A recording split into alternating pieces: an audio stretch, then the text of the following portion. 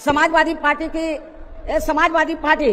की जब यूपी में सरकार थी और ये स्थल बन चुके थे, तो उन्होंने इनके रख रखाव पर कोई पैसा खर्च नहीं किया, टिकटों का पैसा दबाकर रख लिया। लेकिन जब अब वो सत्ता से बाहर है समाजवादी पार्टी, तो अभी 2-3 दिन पहले वो मीडिया में खबर छपवा रहे थे कि हम मान्यवर श्री कांशीराम जी के सम्मान में संगोष्ठी करेंगे। लेकिन जब वो सरकार में रहते हैं तो ना उन्हें पीडीए याद आता है और ना मान्यवर श्री कांशीराम जी की जयंती और ना ही पुण्यतिथि उनको याद आती है सरकार में रहकर। लेकिन जब वो सत्ता से बाहर हो जाते हैं तो समाजवादी पार्टी को फिर याद आता है कि हमें संगोष्ठी करनी चाहिए।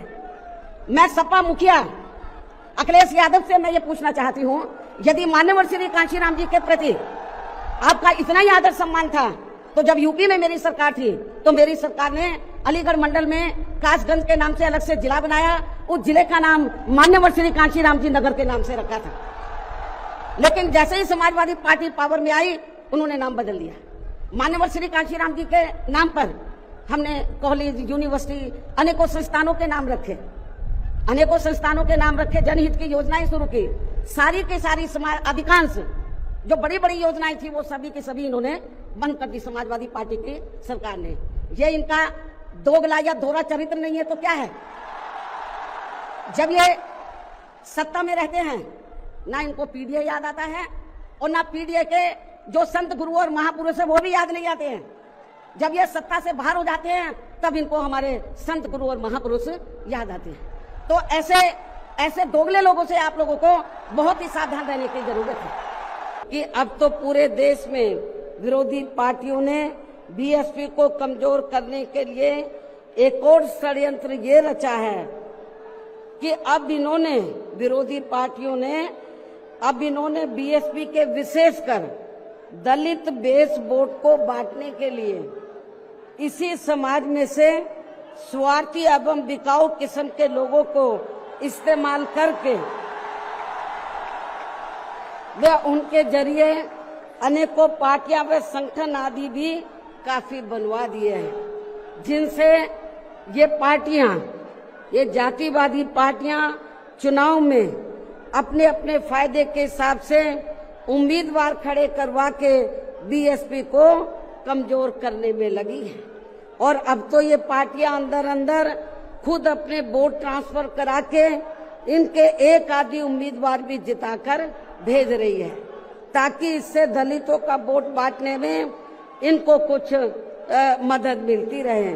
ऐसी स्थिति में अब आप लोगों को पुणे या यूपी में अपनी पार्टी को सत्ता में लाने वे अभी हाल ही में बिहार प्रदेश में होने वाले विधानसभा आम चुनाव में तथा आगे चलकर अन्य और राज्यों में भी विधानसभा व देश में लोकसभा के होने वाले आम चुनाव में भी अपनी पार्टी का बेहतर रिजल्ट लाने के लिए ऐसे सभी स्वार्थी एवं बिकाऊ दलित संगठनों व पार्टियों को अपने यार दोस्त, जात बिरादरी व रिश्ते नाते आदि के चक्कर में भी पड़कर अब इनको अपना एक भी वोट देकर खराब नहीं करना है।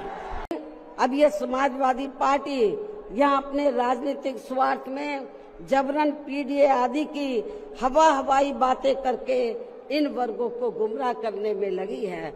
सपा की रही सरकार ने यहाँ दलितों, आदिवासियों एवं अन्य पिछड़े वर्गों के लोगों के साथ हमेशा पक्षपात वाला रवैया ही अपनाया है। की रही सरकार में यहाँ गुंडों, बदमाशों, माफियाओं एवं अन्य अराजक तत्वों को ही ज्यादातर बढ़ावा दिया गया। समाजवादी पार्टी नेताजी डॉक्टर राम मनोहर और बहुत सारे यहाँ साथी होंगे, वो जानते होंगे कि समाजवादी पार्टी और नेताजी का संघर्ष हमेशा रहा है कि दबे कुचले, गरीब, पिछड़े, दलित, आदिवासी, वंचित, शोषित लोगों को कैसे सम्मान और उनको सम्मान के साथ साथ राजनीतिक हैसियत कैसे बढ़ाई जाए, उस पर लगातार काम करते रहे।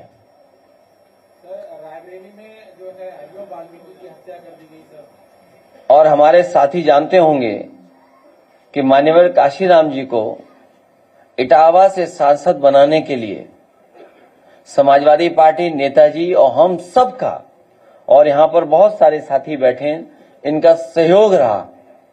और उसका परिणाम ये रहा कि जो कम्युनल पॉलिटिक्स थी उस समय पर, उस समय जो कम्युनल पॉलिटिक्स पीक पर थी, उसका मुकाबला अगर किसी ने किया था तो सपा बसपा, और बहुत विस्तार से हम लोगों को आर.के. चौधरी साहब ने भी बताया कि किस तरीके से चीजों को उस समय अनफोल्ड किया था। तो इसका मतलब यह है कि अंदरूनी सांठगांठ अभी जारी है।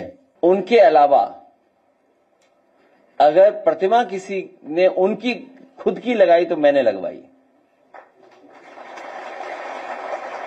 और हालांकि on the floor of house, जब उस समय बहुजन समाज पार्टी के लीडर ऑपोजिशन या उस समय जो सवाल उठते थे मेंटेनेंस को लेकर के, रखरखाव को लेकर के, ऑन रिकॉर्ड आप लोग चेक कर सकते हैं, ऑन रिकॉर्ड, कि समाजवादी पार्टी की सरकार में पूरा का पूरा मेंटेनेंस और रखरखाव के लिए एलडीए को निर्देश दिए गए थे। और यहां तक जब एक दिन मैंने देखा, जब मैं एयरपोर्ट जा रहा था, कि यहां पर खजूर के पेड़ सूख गए हैं। जो खजूर के पेड़ लगे थे बाउंड्री पर, और अंदर वो सूख रहे हैं, और कई पेड़ सूख गए हैं उसके अंदर। तो उन पेड़ों को बदल करके अच्छे पेड़ों को लगाने का काम, जिसमें वाशिंगटोनिया और एक पेड़ क्रोसिया, आप देख लेना, जब आप राइट टर्न मारेंगे एयरपोर्ट के लिए तो राइट टर्न पर सभी पेड़ खजूर के सूख गए थे। जितने पेड़ लगे वो क्रोसिया के लगे, और जहां जहां पेड़ सूख गए थे वहां क्रोसिया के लगे होंगे, और अभी फ्लावरिंग देख रहे होंगे, या फिर हो सकता है 15-20 दिन बाद आप उन पेड़ों पर फ्लावरिंग देखेंगे। और वो ऐसे ट्रीज हैं कि पत्तियां गिर जाती हैं और केवल फूल रह जाते हैं। और सदन में on the floor of house मैंने कहा था कि उनके फूलों का रंग भी पिंक है।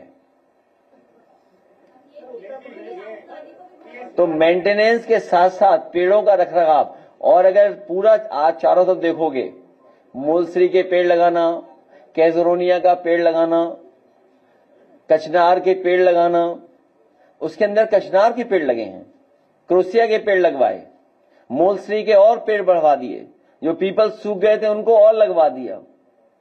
सच्चाई तो यह है, पत्थरों का रंग आज भी अगर आप देखोगे, अगर भारतीय जनता पार्टी ने सही तरीके से रखरखाव किया होता तो पत्थरों का रंग काला नहीं होता। अब अगर जुल्म करने वालों की ही आभारी हैं वो, तो मैं क्या कह सकता हूं। जुल्म जो सरकार कर रही है उनके ही आभारी हो रही है, बताइए। तो ये सांठगांठ नहीं है तो क्या है सांठ? मैंने तो आपको पेड़ के नाम भी बताए। बीजेपी वाले बता दें पेड़ के नाम, कौन से पेड़ लगाए।